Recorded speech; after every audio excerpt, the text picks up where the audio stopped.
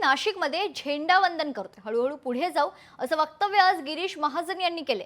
दरम्यान गिरीश महाजनांच्या वक्तव्यावर छगन भुजबळ यांनी खोचक टोला लगावलाय। हळूहळू पुढे या, जळगावकडेही लक्ष द्या अशा शब्दात भुजबळ यांनी टोला लगावलाय।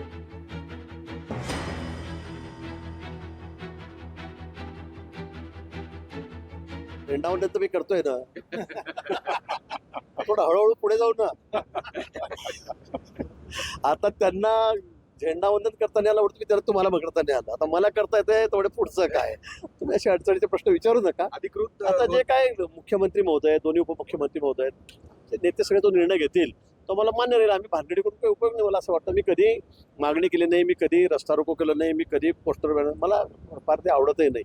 जरूर पुढे या, जळगावला सुद्धा विसरू नका, मतदारसंघाला सुद्धा विसरू नका, आणि मग इतर ठिकाणी सुद्धा तुम्हाला जेवढी काही जबाबदारी पडेल ती काम करा। आमच्या शुभेच्छा आहे।